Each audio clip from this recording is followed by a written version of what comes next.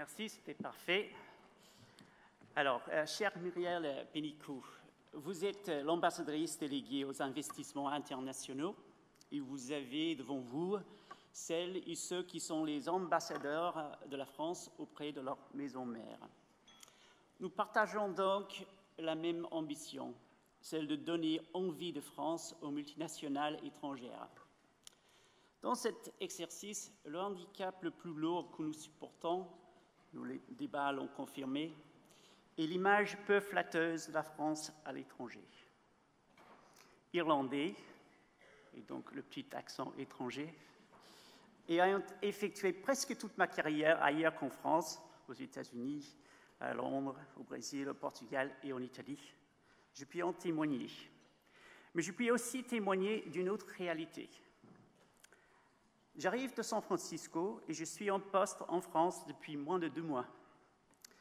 2 mois qui m'ont suffi pour mesurer le décalage qui existe entre perception et réalité de la France. La France vaut bien mieux que son image souvent datée, faite de vieux clichés qui lui collent encore à la peau. Celle d'un pays où on travaille moins qu'ailleurs, d'un pays tout le temps en grève, d'un pays où on séquestre les cadres et où toute volonté de réforme met le pays à feu et à sang. Un pays aussi où, malheureusement, ces images d'un autre temps ressurgissent, mais qui occulte une réalité bien différente.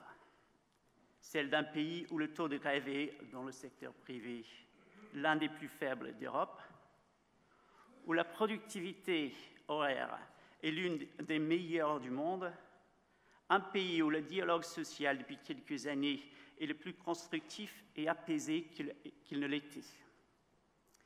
Depuis que vous êtes à la tête de Business France, vous êtes donné comme priorité de restaurer l'image de la France à l'étranger. Vous êtes la cheville ouvrière de la campagne Creative France que le 6 octobre dernier, le Premier ministre a lancée à Tokyo. C'est de cette campagne que vous nous allez nous parler.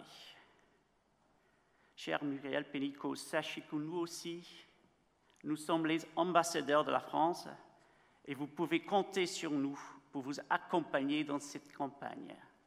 Je vous laisse à présent nous le présenter.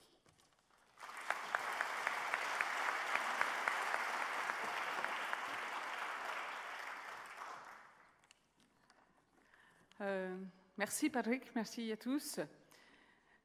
Je voudrais revenir juste un instant sur le contexte d'aujourd'hui.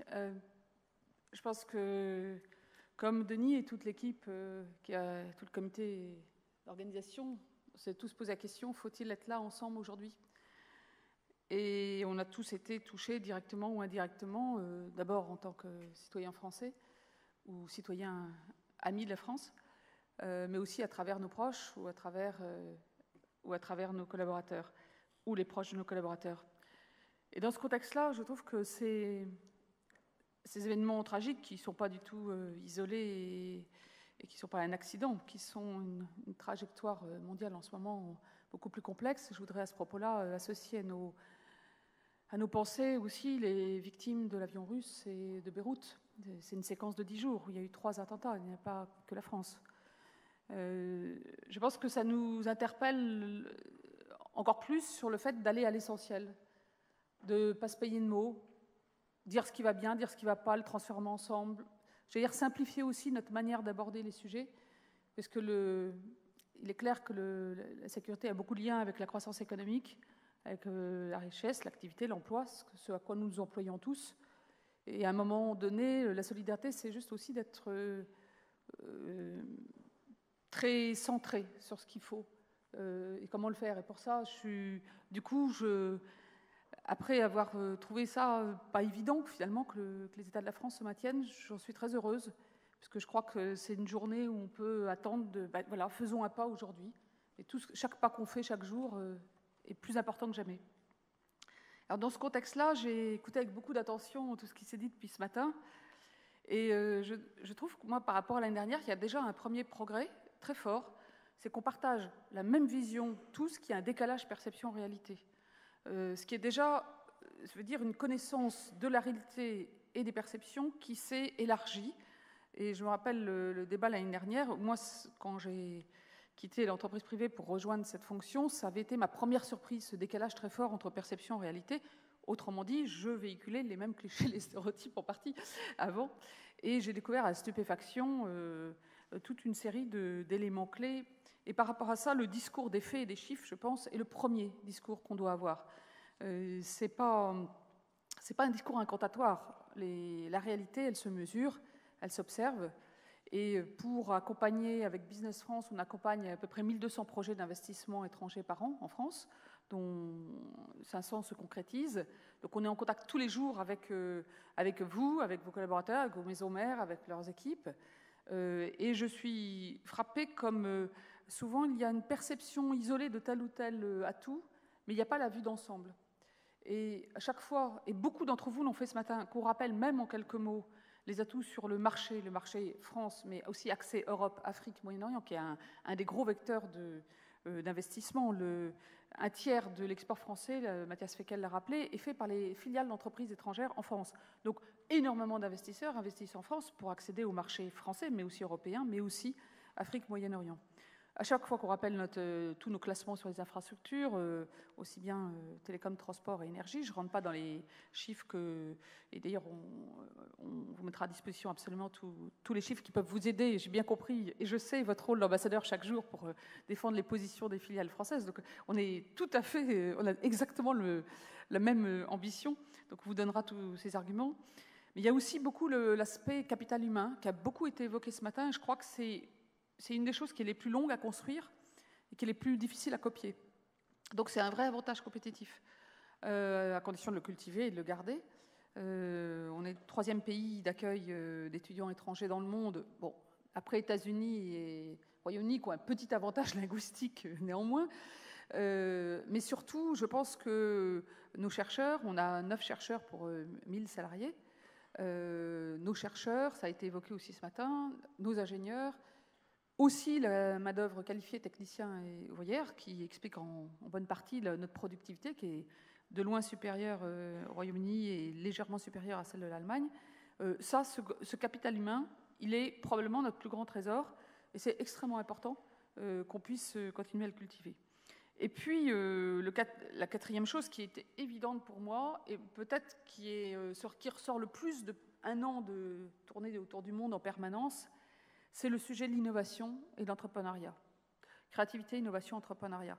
Là-dessus, on a un mélange de changement de génération et un mélange de robustesse de notre modèle. Ça a été évoqué dans le domaine de la santé, mais que ce soit la santé, l'aéronautique, l'agroalimentaire, dans l'électronique, etc. On a énormément de secteurs où on a un avantage comparatif en innovation. Et d'ailleurs, c'est intéressant de voir que dans les investissements de 2014, qui ont eu lieu en France, donc 1014 nouveaux investissements. Au passage, je rappelle que c'est plus 8% d'investissement, donc il y a un vrai frémissement par rapport à 4 années de stabilité ou de baisse. Donc ça ne veut pas dire, ça garantit rien 2015 et 2016, on est bien d'accord, mais il y a un momentum qu'il faut saisir. Et bien dans ces 1014 nouveaux investissements, il y en avait 9% en R&D, et en R&D, c'était une croissance de 39%. Donc en fait, il y a énormément d'entreprises qui, sur le radar des investissements stratégiques dans le monde, la France, elle est dans la case R&D innovation. Et je pense que c'est quelque chose qui est légitime et qu'il faut cultiver. Rien que dans le domaine de l'attention aux startups, je voudrais témoigner quand même qu'en 5 mois, que ce soit Intel, Cisco, Microsoft ou Facebook, ont tous, les 4, décidé d'investir entre 100 et 200 millions d'euros sur les startups françaises, là, les 6 derniers mois. Ce n'est pas par philanthropie, c'est parce qu'il se passe vraiment quelque chose. Il y a 10 à 15 000 startups en France, impossible de le compter, ça change tous les jours. Et non seulement des startups, mais des entreprises qui nous viennent des ETI derrière. Il y a évidemment Criteo, Blablacar, que vous entendrez aujourd'hui, WeThink, sont des icônes. Mais maintenant, ce sont des icônes qui permettent à des tas d'entrepreneurs de croire qu'on peut, de rêver plus grand. Le rêve a changé. Le rêve, on le voit dans les écoles d'ingénieurs de commerce, maintenant, il y a un tiers des jeunes qui veulent faire l'entrepreneuriat. Ça a complètement changé. D'ailleurs, petite inquiétude pour les grands groupes, parce qu'il y a toute une série de gens, probablement les plus dynamiques, qui maintenant, ce dont ils rêvent, c'est de créer ou de rejoindre une start-up. Donc ça, cette dynamique entrepreneuriale, qui est un shift de génération aussi, je pense qu'on l'a vu en 4-5 ans, D'ailleurs, si on fait un petit sondage, je suis sûre qu'on, dans vos enfants, dans nos enfants aussi, on le voit. Mais statistiquement, on a une génération qui est beaucoup plus entrepreneuse et beaucoup plus globale spontanément. Donc ça, c'est aussi une chance d'innovation. Donc il y a non seulement la force de la recherche publique-privée, la force du crédit d'impôt recherche qui nous donne un mix, un package d'innovation qui est vraiment attractif, mais il y a aussi toute cette poussée. Et il y aura, pour accompagner la French Tech internationale, tout à l'heure, ça sera MedTech à Düsseldorf. Hier, c'était French Tech Hub à Londres. Enfin, tous les jours, il se passe quelque chose dans cette planète-là. C'est aussi, il y a de la relève, quoi. C'est pas simplement, on ne vit pas que sur le passé, ce qui est très important. Et donc, c'est pour ça que tous ces avantages, qui ne nient en rien les handicaps, et je crois qu'il faut reconnaître les handicaps qu'on a. D'abord, je ne connais pas de pays qu'on n'a pas. J'étais hier à Londres. On comparait productivité et flexibilité. Bon, ben, la balle au centre, hein, enfin, si j'ose dire, pas pour le match. C'est très difficile d'avoir un modèle qui garantit la meilleure productivité, la meilleure flexibilité, l'engagement des salariés et la formation en durée, mais le fait qu'on puisse changer de manœuvre très rapidement. Enfin, on a un modèle social qui a ses rigidités, il a ses avantages aussi. Il faut le faire évoluer, parce qu'il est extrême dans un sens. Mais je pense qu'il n'y a pas de modèle non plus parfait, et nos amis britanniques le reconnaissent bien volontiers aussi. Donc, je ne suis pas en train de dire qu'il faut peindre en rose la Tour Eiffel. Non, il faut la peindre en bleu, blanc, rouge, c'est-à-dire pour ce qu'elle est. Et je pense qu'on a assez d'atouts, tout en reconnaissant les handicaps. Et ça, c'est le travail du gouvernement de faire, et des partenaires sociaux quand même, sur beaucoup des sujets, parce que beaucoup de sujets sont dans le domaine social, donc de nous tous un peu, de faire évoluer, de faire réformer le pays. Mais en même temps, je pense que si on veut améliorer cette perception par rapport à la réalité, ou plus exactement amener la perception au niveau de la réalité, avec nos atouts et nos handicaps, mais notre singularité, je pense que dans cette compétition internationale, c'est important de parler faits et chiffres, mais c'est important aussi de donner une image. Bon, on est tous des gens d'entreprise, on sait ce que c'est que la force d'une image d'entreprise. Et je voudrais prendre un exemple. Moi, j'étais très frappée de voir le dramatique événement autour de Volkswagen, c'est épouvantable. Eh bien, on ne peut pas dire que ça détruit l'image de la robustesse et la fiabilité industrielle allemande. Pourquoi ? Parce qu'elle est très profondément ancrée. Donc, c'est un accident. C'est perçu comme un accident dramatique, insupportable, inexcusable, mais ça n'a pas mis en cause toute l'industrie allemande. Une image sociale peut mettre toute l'image de la France. Voilà, vous voyez ce que je veux dire. Donc, on a besoin d'une image qui est une image moins floue, moins composite. Aujourd'hui, il y a des gens qui ont une image très positive de la France, je pense notamment en Asie, où il y a beaucoup moins de critiques. Par contre, en Europe et en Amérique du Nord, là, l'image est en gros assez négative encore. Et encore une fois, je pense qu'il faut se réjouir modestement, très humblement, des résultats qu'on a vus ce matin. Il y a une petite amélioration. Bon, c'est bon, on est dans le bon sens. Enfin, on a encore du boulot. C'est assez évident aussi. Et par rapport à ça, ça nous a paru important de donner une couleur à la France en prenant non pas une liste de 10 arguments, mais une chose qui synthétise. Et c'est pour ça que le gouvernement a demandé à Business France, mais à travers Business France, à tous ses partenaires, de lancer une campagne sur Creative France. Pourquoi Creative France ? Parce que la créativité qui se transforme en innovation, qui se transforme en business, on est d'accord, c'est ça le but, hein, et en croissance, c'est quelque chose qui est très, très, très transversal en France. Ça va du chef cuisinier à l'aéronautique, ça va dans tous les secteurs d'activité, les tailles d'entreprise, ça va des designers aux chercheurs, et c'est aussi une appétence culturelle. On cultive l'innovation. D'ailleurs, la France est souvent un marché test dans le B2C, dans beaucoup de domaines, pour beaucoup d'entreprises mondiales. Et donc, ce goût de l'innovation, cette culture. Et quand on écoute les CEO mondiaux qui viennent au Conseil stratégique de l'attractivité, présidé par le président de la République, qu'est-ce qu'ils disent ? Pourquoi on a tous besoin de la case France pour l'innovation ?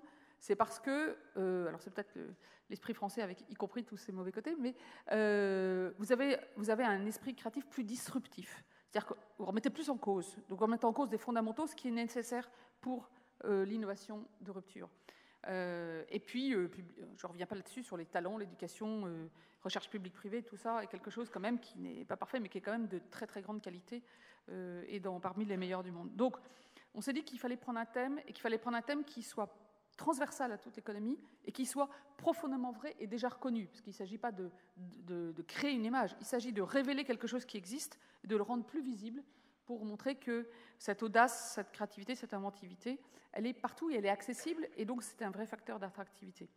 Alors la campagne Creative France a été lancée le 5 octobre à Tokyo par le Premier ministre. Elle va se dérouler progressivement pendant 18 mois avec différentes étapes. Elle se déroule dans 70 pays, mais il y a 10 pays cibles particulièrement, qui sont des cibles soit pour l'attractivité actuelle, soit pour le potentiel futur. Et aujourd'hui, on a commencé, donc, alors c'est pas en France qu'elle se passe le plus. Là où vous allez le voir le plus en France, c'est à Roissy. Vous avez certainement pris l'avion déjà depuis le 5 octobre, donc vous l'avez vu à Roissy. Elle va surtout se dérouler dans les pays, et elle va mettre en scène des preuves, c'est-à-dire des témoignages, des égéries, donc de gens de créativité dans des domaines très différents. Hein. Donc ça va être aussi bien des startups de la French Tech que c'est Thierry Marx ou Hélène Darroze dans la cuisine, que Philippe Stark dans le design, etc. Le robot dans la medtech de Rosa, enfin, ça va être dans des tas de domaines différents. Et dans un deuxième temps, et là je vous fais un appel, dans un deuxième temps, on voudrait utiliser des témoignages, on en a déjà pas mal, mais des témoignages d'entreprises qui ont choisi d'investir en France. Et pourquoi ? Parce que le peer-to-peer, c'est quand même la meilleure des communications dans ce domaine-là. Et donc, à travers Denis, le cercle et tout le monde, on va faire appel aux entreprises qui souhaitent participer à ces témoignages sur pourquoi j'ai choisi la France sous l'angle créativité, innovation. Donc cette campagne va se dérouler autour d'événements, et donc on va utiliser des événements qui ont lieu. Je parlais de Medica, qui est le plus grand salon mondial équipements médicaux qui a lieu à Düsseldorf aujourd'hui et demain, donc la campagne sera lancée. Il y a quelques jours, c'était le Dubai Air Show aux Émirats. À la COP21, au Bourget, qui est la partie qui est maintenue, la partie B2B est maintenue au Salon du Bourget. Il y aura un grand espace sur Creative France avec 50 startups qui apportent toutes des solutions dans le domaine lié à environnement, énergie, etc., la COP21, et une cinquantaine d'entreprises françaises. Mais il y a aussi beaucoup d'entreprises étrangères qui seront au Bourget et qui ont des implantations en France et qui pourront témoigner de ce terreau d'innovation qu'est la France. À Davos, évidemment, à la foire de Hanovre, pour ceux qui connaissent bien le secteur industriel, c'est la plus grande foire industrielle. Emmanuel Macron lancera Creative Industries, c'est-à-dire l'industrie du futur sera targetée aussi Creative France. L'idée, c'est quelque chose de très simple, mais très pervasif. Toutes les ambassades sont sur le coup, mais le plus important pour nous, c'est les partenariats qu'on peut faire et c'est les témoignages qu'on peut faire, parce que c'est, encore une fois, il ne s'agit pas d'inventer une image, il s'agit juste de dire, d'assumer qui on est et de montrer, non seulement en facts and figures, mais aussi en storytelling et en émotionnel, que voilà, la France, on est non seulement fiers, on est à la fois critique, fiers et heureux d'être français ou entreprise en France ou entreprise française, enfin participant à l'aventure française économique, et c'est l'objet de la campagne. Donc je vais vous montrer maintenant un film très très court qui dure 1 minute et qui est le teaser de la campagne. Mais surtout, je compte sur vous pour nous aider à, dans chaque pays, donner les beaux exemples et en France, pouvoir utiliser vos témoignages si vous l'acceptez. Ça fait partie de notre travail commun sur le décalage perception-réalité. Comment améliorer d'un côté la réalité, on va y travailler beaucoup aujourd'hui, qu'est-ce qu'il faut faire pour améliorer la réalité, mais aussi améliorer la perception. Merci beaucoup.